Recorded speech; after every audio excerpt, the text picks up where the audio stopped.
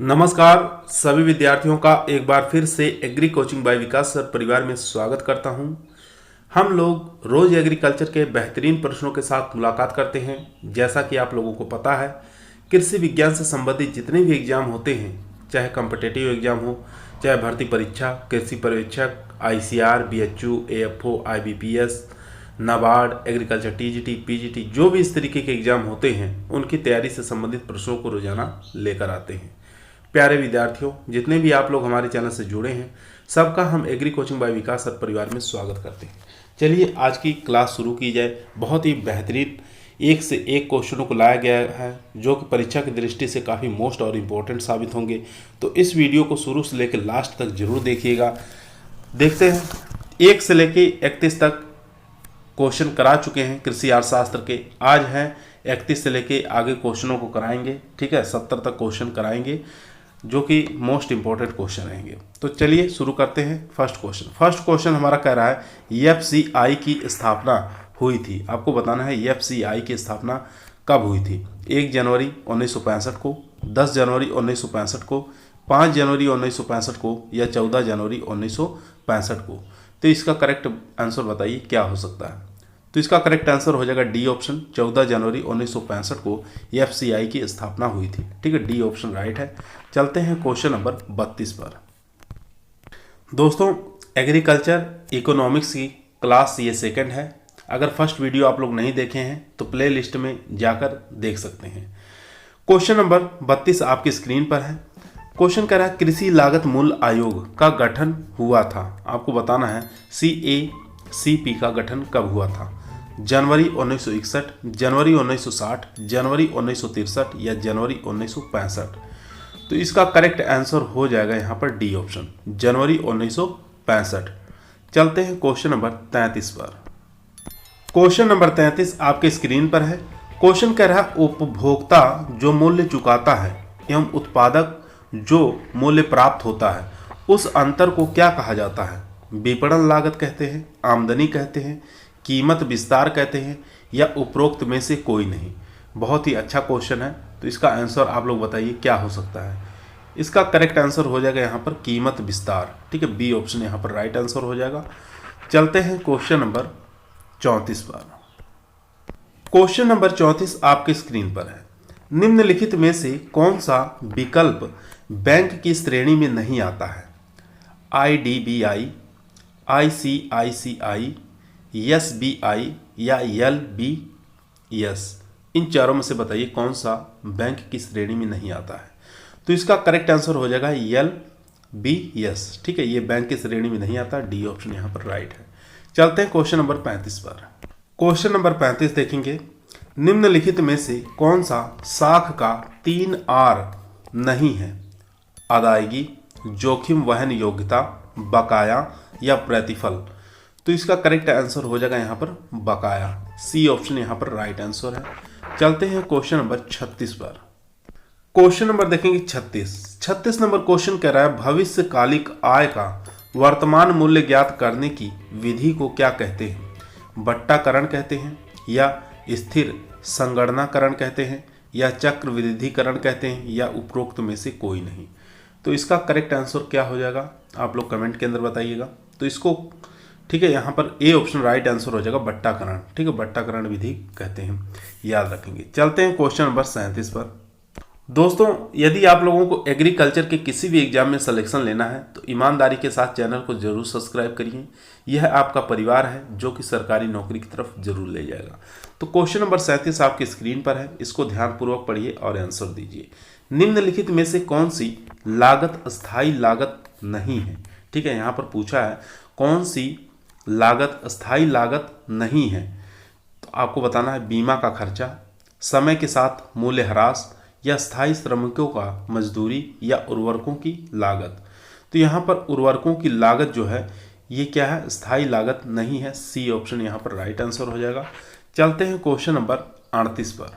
Question number देखेंगे 38 number question कह रहा है आम आदमी जिस बैंक में खाता नहीं खुलवा सकता वह बैंक कौन सा है। शहरी सरकारी बैंक, क्षेत्रीय ग्रामीण बैंक, भारतीय रिजर्व बैंक, या वाणिज्यिक बैंक। तो इसका करेक्ट आंसर हो जाएगा सी ऑप्शन, ठीक है, भारतीय रिजर्व बैंक यहाँ पर राइट आंसर हो जाएगा। चलते हैं क्वेश्चन नंबर 39 पर। क्वेश्चन नंबर देखेंगे 39 नंबर क्वेश्चन कह रहा है सर्वप्रथम बैंकों का राष्ट्रीयकरण जिस वर्ष में हुआ है वह है 19 जुलाई 1969, 29 जुलाई 1970, 19 जुलाई 1971 या उपरोक्त में से कोई नहीं। तो इसका करेक्ट आंसर हो जाएगा 19 जुलाई 1969 को सर्वप्रथम बैंकों का राष्ट्रीयकरण हुआ था, ठीक है। ए ऑप्शन यहाँ पर राइट आंसर हो जाएगा। चलते हैं क्वेश्चन नंबर 40 पर। क्वेश्चन नंबर 40 देखेंगे, बहुत ही बेहतरीन, बहुत ही लाजवाब क्वेश्चन है। क्वेश्चन कह रहा है अल्पकालीन ऋण शॉर्ट टर्म क्रेडिट को कहते हैं, ठीक है। आपको बताना है अल्पकालीन ऋण को क्या कहते हैं। निवेश ऋण कहा जाता है, फसली ऋण कहते हैं, या मियादी ऋण कहते हैं, या उपरोक्त में से कोई नहीं। ये क्वेश्चन दोस्तों ऐसे हैं जो कि एग्रीकल्चर के हर एग्जामों में, चाहे आप वनडे एग्जाम दे रहे हैं, चाहे किसी भी एग्जाम की तैयारी कर रहे हैं, एक इकोनॉमिक्स का अगर पार्ट है तो उसमें जरूर ये सब क्वेश्चन आप रखे जाते हैं, ठीक है। तो इन क्वेश्चनों को ध्यानपूर्वक पढ़कर आप लोग एग्जाम में जाइएगा। तो इसका करेक्ट आंसर क्या होगा आप लोग बताइए। तो इसका करेक्ट आंसर हो जाएगा यहाँ पर अल्पकालीन, ठीक है। तो इसका आंसर हो जाएगा बी, फसली ऋण। बी ऑप्शन यहाँ पर राइट आंसर। चलते हैं क्वेश्चन नंबर 41 पर। क्वेश्चन नंबर देखेंगे 41। ये भी काफ़ी बेहतरीन क्वेश्चन है। जहाँ पर वस्तुओं को उपभोक्ता की ज़रूरत के अनुसार खरीदा और बेचा जाता है उस बाजार को क्या कहते हैं। थोक बाजार कहा जाता है, या दीर्घकालीन बाजार कहा जाता है, या ग्रामीण बाजार कहा जाता है, या खुदरा बाजार कहा जाता है। तो दोस्तों ऐसे बाजार को खुदरा बाजार कहा जाता है। डी ऑप्शन यहाँ पर राइट आंसर हो जाएगा। चलते हैं क्वेश्चन नंबर 42 पर। क्वेश्चन नंबर देखेंगे 42 नंबर क्वेश्चन कह रहा है बाजार के संगठक कौन कौन से हैं। बाजार के संगठक यहाँ पर पूछा है, तो कौन कौन से हैं ये आपको बताना है। ए ऑप्शन है किसी वस्तु का होना आवश्यक है। बी ऑप्शन है क्रेताओं और विक्रेताओं का होना आवश्यक है। सी ऑप्शन है स्थान एवं क्षेत्र का निर्धारण आवश्यक है। चौथा ऑप्शन है उपरोक्त सभी। तो बाजार का संगठक जो होते हैं, किसी वस्तु का होना भी आवश्यक होता है, क्रेताओं और विक्रेताओं का होना भी आवश्यक है, स्थान और क्षेत्र का निर्धारण भी आवश्यक होता है। इसलिए यहाँ पर हमारा डी ऑप्शन राइट आंसर हो जाएगा। चलते हैं क्वेश्चन नंबर 43 पर। क्वेश्चन नंबर देखेंगे 43 नंबर क्वेश्चन कह रहा है भारत में कृषि विपणन किताब किसने लिखी। ठीक है, आपको बताना है एग्रीकल्चरल मार्केटिंग इन इंडिया, ये पुस्तक किसके द्वारा लिखी गई है। एस आचार्य एवं NL अग्रवाल द्वारा, JR मूरे, एस जोल और एवं AM खुसरो। सी ऑप्शन है AS कहलान और MB जॉर्ज, या उपरोक्त में से कोई नहीं। तो इसका करेक्ट आंसर हो जाएगा ए ऑप्शन। ठीक है, एस आचार्य और NL अग्रवाल के द्वारा भारत में कृषि विपणन पुस्तक लिखी गई है। ठीक है, ए ऑप्शन राइट आंसर हो जाएगा। चलते हैं क्वेश्चन नंबर 44 पर। क्वेश्चन नंबर 44 देखेंगे मार्केट शब्द की उत्पत्ति हुई है जर्मन शब्द से, ग्रीक शब्द से, अमेरिकन शब्द से, या लैटिन शब्द से। तो इसका करेक्ट आंसर हो जाएगा, यहाँ पर मार्केट शब्द की उत्पत्ति पूछा है तो यहाँ पर डी ऑप्शन हो जाएगा, लैटिन शब्द से इसकी उत्पत्ति हुई है। चलते हैं क्वेश्चन नंबर 45 पर। क्वेश्चन नंबर देखेंगे 45 नंबर क्वेश्चन कह रहा है वस्तुओं के निर्यात एवं आयात संबंधी बैंक का नाम क्या है। ठीक है, जो वस्तुओं का निर्यात करता हो और आयात करता हो उससे संबंधित कौन सा बैंक है आपको बताना है। नाबार्ड, एक्जिम बैंक, RBI, या उपरोक्त सभी। तो इसका करेक्ट आंसर हो जाएगा यहाँ पर बी, एक्जिम बैंक। ठीक है, बी ऑप्शन यहाँ पर राइट आंसर हो जाएगा। चलते हैं क्वेश्चन नंबर 46 पर। क्वेश्चन नंबर देखेंगे 46 नंबर क्वेश्चन कह रहा है भारत में सहकारी विपणन का ढांचा किस प्रकार का है। द्विस्तरीय ढांचा है, त्रिस्तरीय ढांचा है, बहुस्तरीय ढांचा है, या उपरोक्त सभी। तो भारत में सहकारी विपणन का जो ढांचा है द्विस्तरीय भी है, त्रिस्तरीय भी है, बहुस्तरीय, इसलिए उपरोक्त सभी आ जाएगा। यहाँ पर डी ऑप्शन हमारा करेक्ट आंसर हो जाएगा। चलते हैं क्वेश्चन नंबर 47 पर। क्वेश्चन नंबर देखेंगे 47।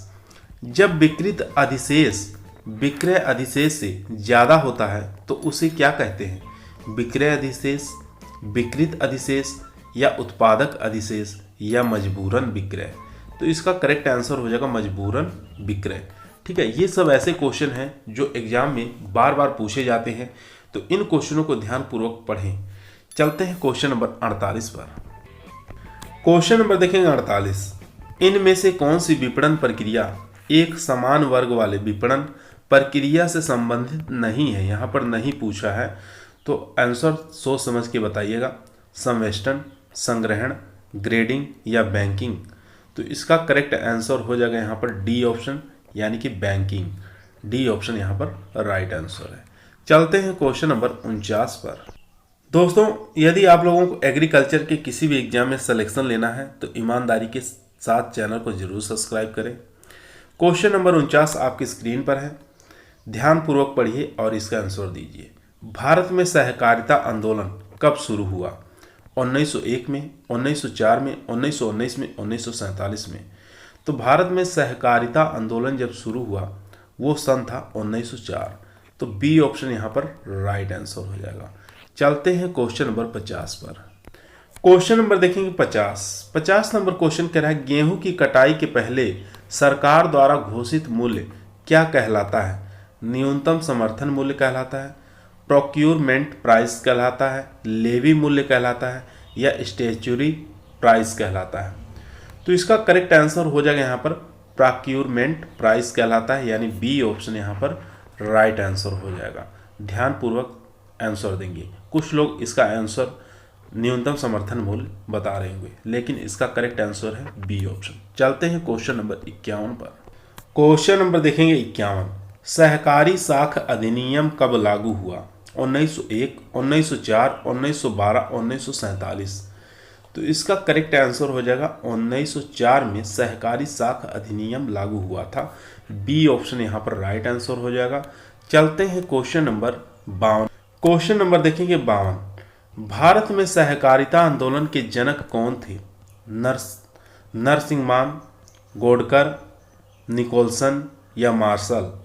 तो इसका करेक्ट आंसर हो जाएगा यहाँ पर सी ऑप्शन। ठीक है, निकोलसन है जो भारत में सहकारी आंदोलन के जनक माने जाते हैं, याद रखेंगे। चलते हैं क्वेश्चन नंबर 53 पर। क्वेश्चन नंबर देखेंगे 53। केंद्रीय सहकारी सोसाइटी के गठन का प्रावधान किस अधिनियम के लिया गया था? ठीक है, आपको बताना है जो केंद्रीय सहकारी सोसाइटी के गठन का प्रावधान है किस अधिनियम में लिया गया था? 1904 में, 1912, 1914 या 1944 में?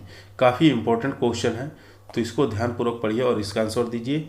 करेक्ट आंसर हो जाएगा यहाँ पर 1912 में। बी ऑप्शन यहाँ पर राइट आंसर हो जाएगा।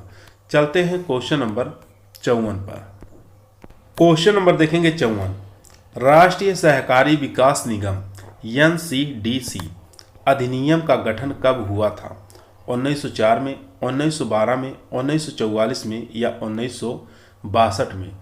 तो इसका करेक्ट आंसर हो जाएगा यहाँ पर डी ऑप्शन, 1962 में NCDC का गठन हुआ था। ठीक है, डी ऑप्शन यहाँ पर राइट आंसर। चलते हैं क्वेश्चन नंबर 55 पर। दोस्तों, क्वेश्चनों की संख्या ज़्यादा है, आज 70 तक क्वेश्चन कराएंगे, तो ये क्वेश्चन काफ़ी मोस्ट और इम्पोर्टेंट है, परीक्षा की दृष्टि से अच्छे हैं, तो इनको पूरा जरूर पढ़िएगा। Question number 55। Reserve bank of India RBI कब अस्तित्व में आया था? 1 अप्रैल 1919 में, 1 अप्रैल 1935, 21 मार्च 1930, 21 मार्च 1955? तो इसका करेक्ट आंसर हो जाएगा यहाँ पर बी ऑप्शन, यानी कि 1 अप्रैल 1935 में RBI अस्तित्व में आया था। चलते हैं क्वेश्चन नंबर 56 पर।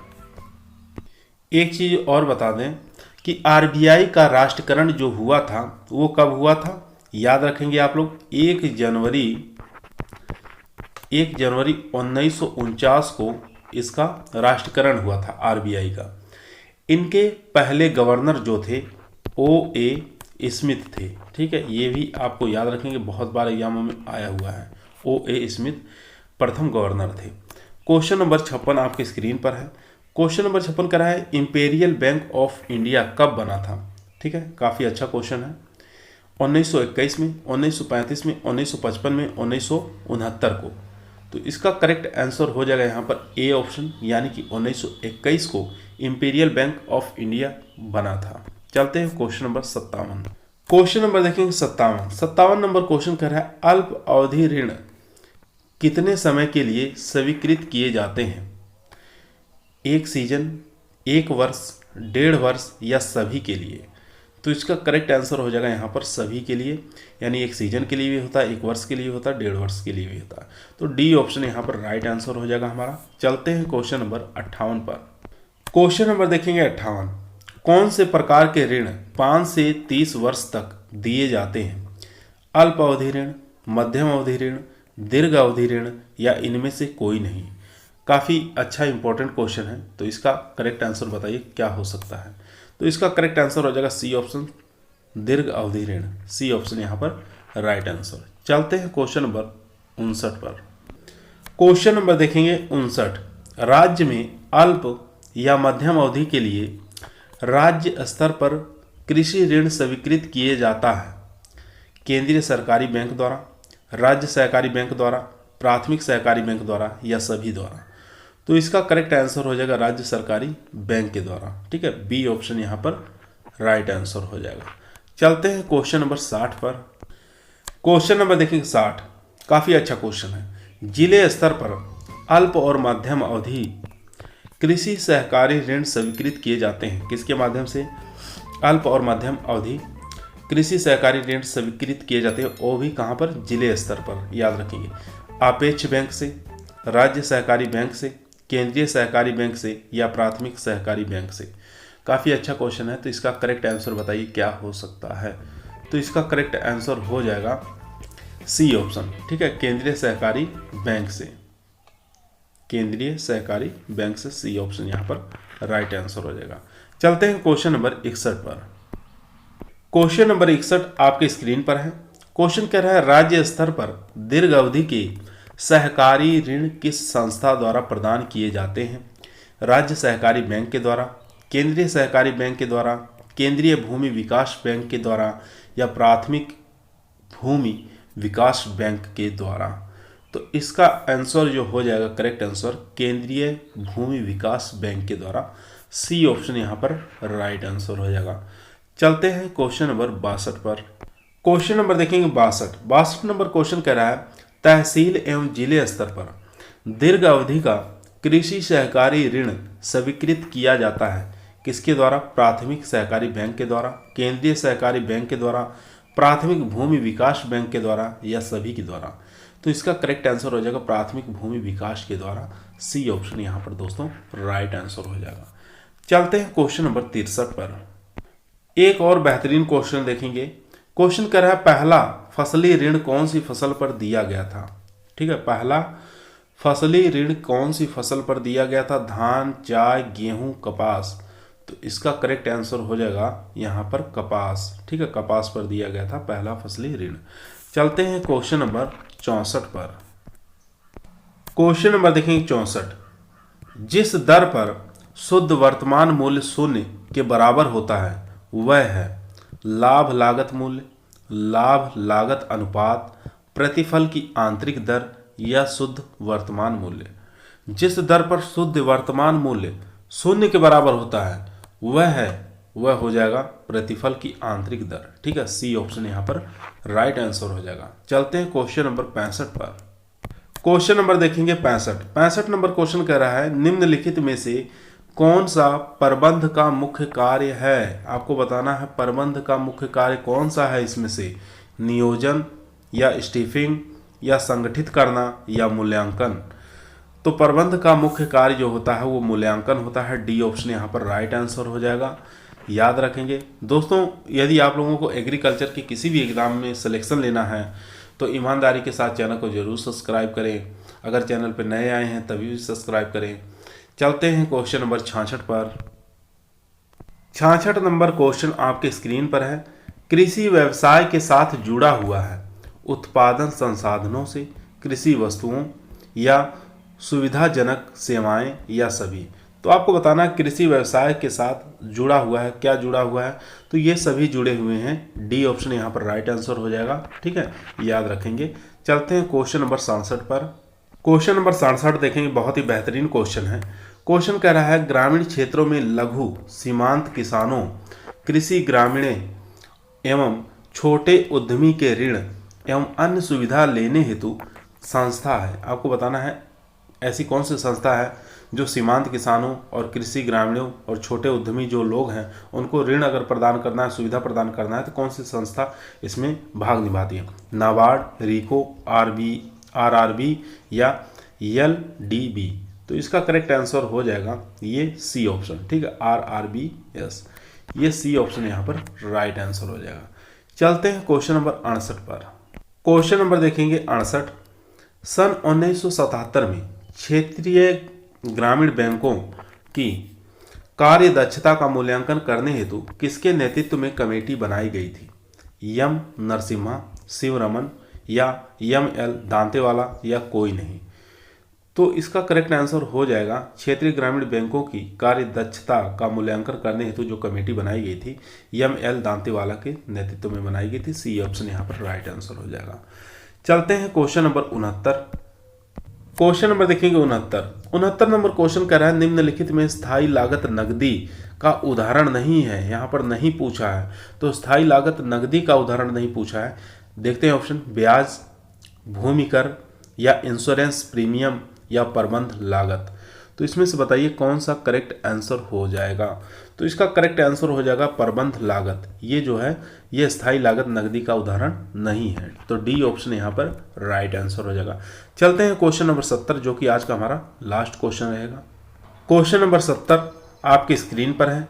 क्वेश्चन कह रहा है चालू परिसंपत्तियों का उदाहरण है। आपको बताना चालू परिसंपत्तियों का उदाहरण कौन सा है? फार्म मशीनरी, भूमि, बिल्डिंग या पशुधन बिक्री हेतु। तो इसका करेक्ट आंसर हो जाएगा यहाँ पर फार्म मशीनरी।